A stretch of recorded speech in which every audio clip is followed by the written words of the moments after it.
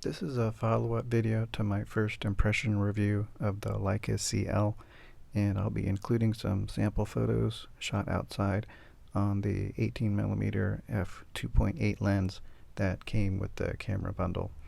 It's a small pancake lens, so it works well with the small camera body, and it gives it a compact shape, but it still has a hefty solid weight. I did add a thumbs-up accessory to the back to make it easier to hold. The focal length on this is equivalent to 28mm on a full frame camera, so it's a wide angle, good for landscape scenes. I'll show a couple scenic views and versus a close-up shot. The 2.8 aperture works great for bright light situations, but not so great in low light, so I'll compare a sunny day versus a cloudy day. It's not considered a fast lens.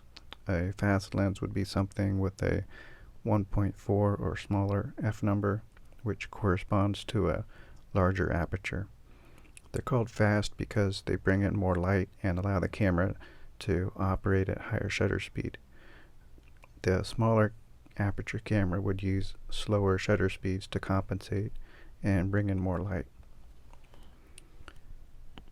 A larger aperture also allows you to keep the ISO number down, so you get less grainy pictures. I'll jump to the pictures and make some comments on the settings and how they came out, but this is all coming from an extreme beginner's perspective, since I'm just starting to learn. On the first picture, this was a sunny day, close to 11 a.m. on aperture priority mode. I chose f8, and the camera set the ISO to 100 and the shutter speed at 250th.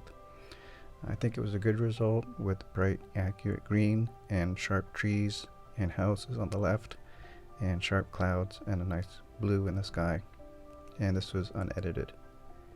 The next one is a cloudy day in the afternoon, and it's also unedited. I picked the lowest f-stop number at 2.8, and the camera kept the ISO at 100, but slowed the shutter speed to 1/100th to let more light in. But even with this, it still looked darker and duller and more washed out than the first picture. I could have increased the exposure compensation, but I couldn't do that because I got some flickers in the sky.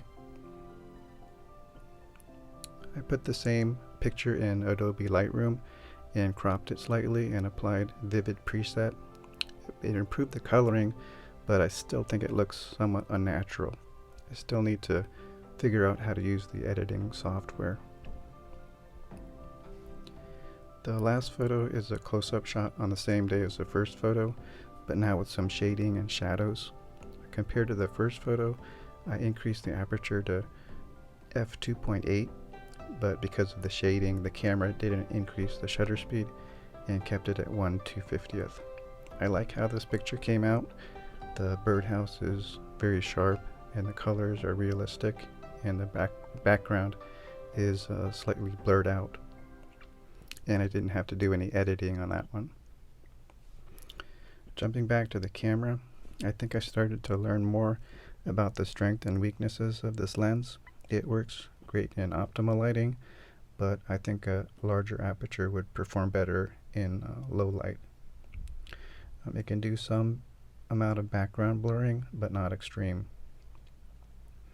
I did try out some portrait shots outside from the waist up, but it didn't turn out great.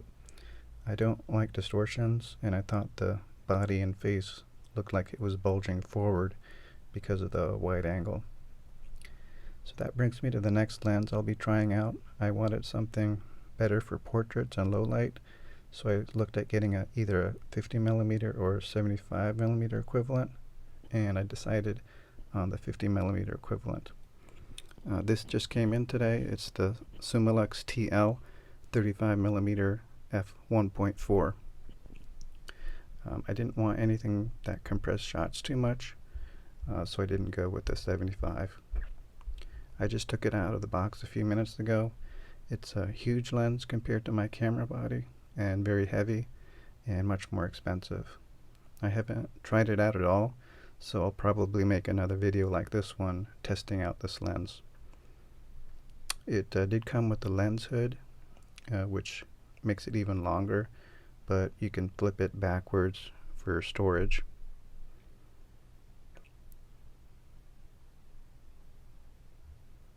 So compare the thickness of both lenses. The 35mm lens is about 3 inches deep versus 1 inch on the 18mm lens. So that's it for now. If you have any questions or requests for future videos, please let me know in the comments. Thanks for watching.